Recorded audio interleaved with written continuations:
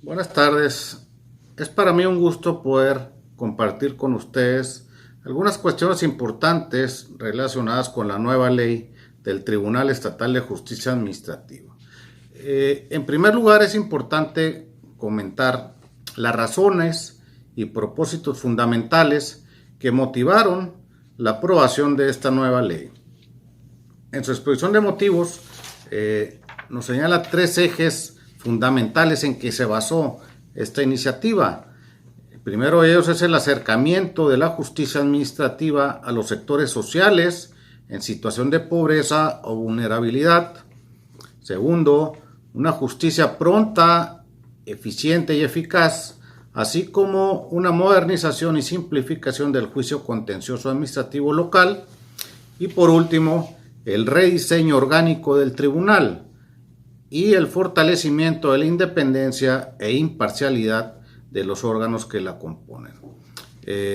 Yo les voy a hablar de este último punto del rediseño orgánico del tribunal, que, como ustedes saben, se encuentra en el libro primero de la ley. Esto es, la ley del tribunal se divide en dos títulos.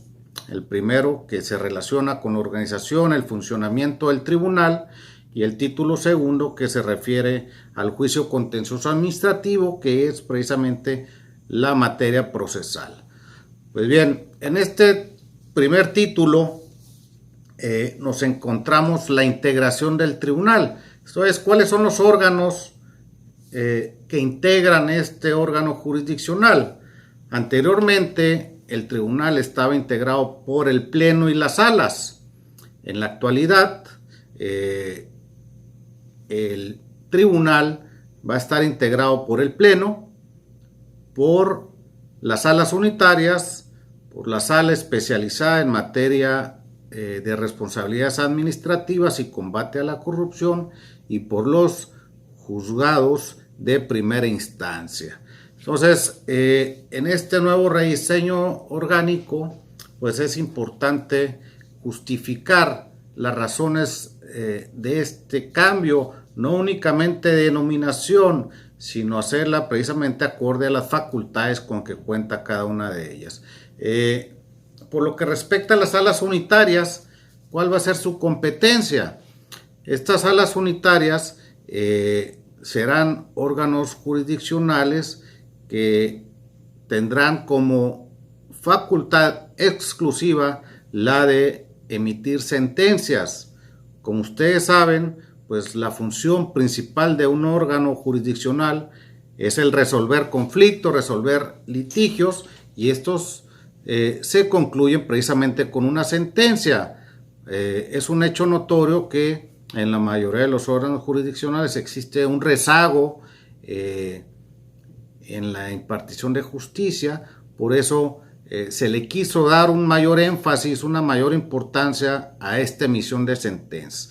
Por lo tanto, estas salas unitarias, que tendrán como titular un magistrado, únicamente se van a dedicar a la emisión de sentencias sin llevar a cabo trámites de los juicios, no van a llevar audiencia, no van a llevar desahogo de pruebas, sino que el pleno va a determinar si estas salas unitarias van a auxiliar algún juzgado de primera instancia en específico, o incluso podrán auxiliar al pleno en el dictado de ciertas sentencias relacionadas con ciertos temas que se le atribuyen, como pudiera ser asuntos del agua, boletas de tránsito, requerimientos de predial. Entonces pudiera otorgársele esa facultad temática. Eso es por lo que respecta a las salas unitarias. Pues la sala especializada pues ya estaba en la ley anterior, que es la que se encarga de sancionar a los servidores públicos que cometen faltas graves. Y los juzgados de primera instancia, esta es una cuestión muy importante. Anteriormente las salas ordinarias eran quienes resolvían en primera instancia, y existía confusión entre las partes, entre los mismos abogados, de por qué las salas, el término de salas, por qué era un magistrado el quien resolvía en primera instancia. En la misma exposición de motivos de la ley se establece que el órgano jurisdiccional que resuelve en primera instancia, pues siempre tiene que ser un juzgador, siempre tiene que ser un juez. Por eso es que se está homologando este sistema con el Poder Judicial del Estado. Por lo tanto, lo que antes eran las salas ordinarias, ahora pasan a ser juzgados de primera instancia, de tal manera que operativamente la primera sala que existía en Mexicali anteriormente, ahora va a ser el juzgado primero. La segunda sala de Tijuana será el juzgado segundo.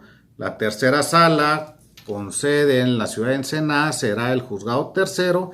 Y la sala auxiliar también de Tijuana pasa a ser el cuarto juzgado del tribunal. De esta manera, pues es como se determinó para efecto de darle una mayor certidumbre a lo que son las instancias dentro del tribunal. Por lo tanto, en primera instancia, quien tiene un mayor acercamiento, una mayor proximidad con la ciudadanía, será el juez, y en segunda instancia será el pleno quien revise esas sentencias a través de los recursos correspondientes. Otra cuestión importante acerca de estos juzgados es que el nombramiento y ratificación de un juez va a ser competencia del pleno. Anteriormente los magistrados de sala eran nombrados por el Congreso del Estado.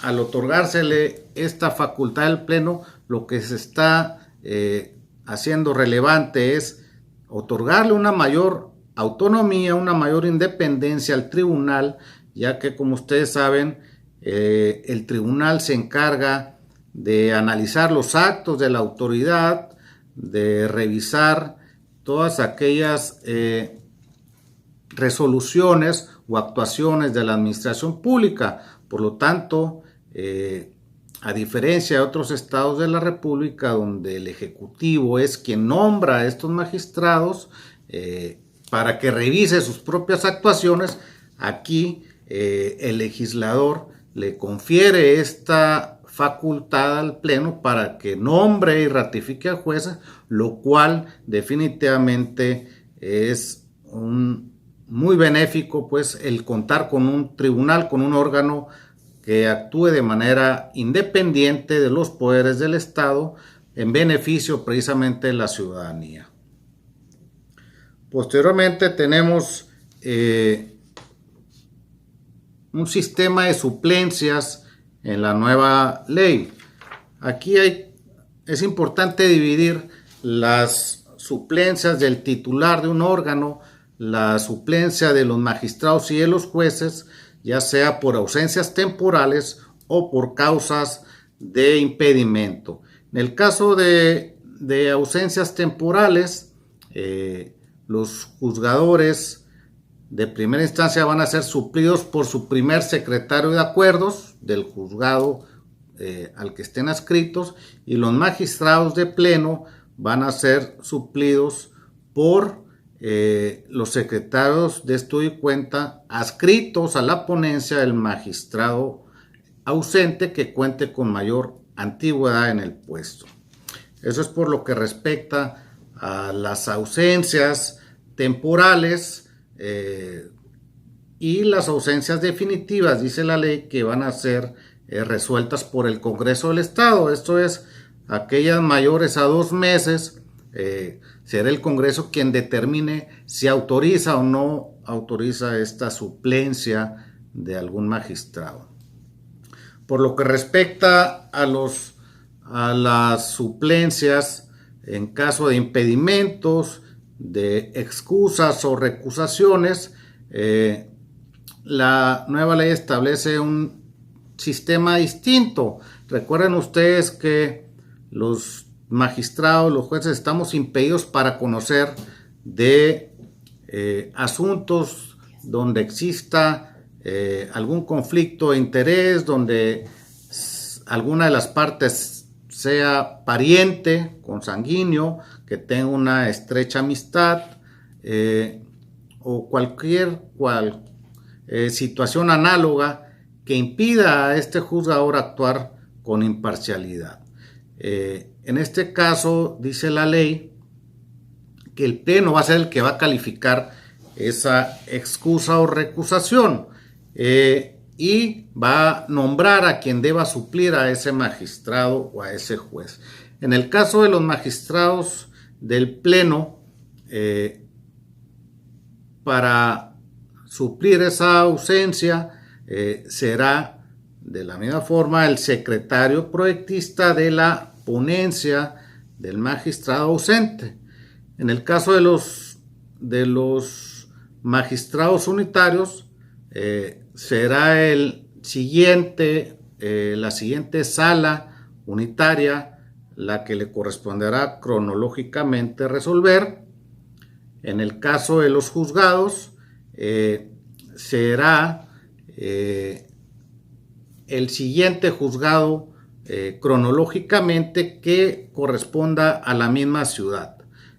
Por ejemplo, en el caso de el juzgado segundo, que se encuentra en Tijuana, en caso de que el titular se excuse, será el cuarto juzgado quien resolverá ese asunto en lo particular, y viceversa, porque ambos se encuentran en la misma ciudad donde tienen competencia para resolver estos juicios.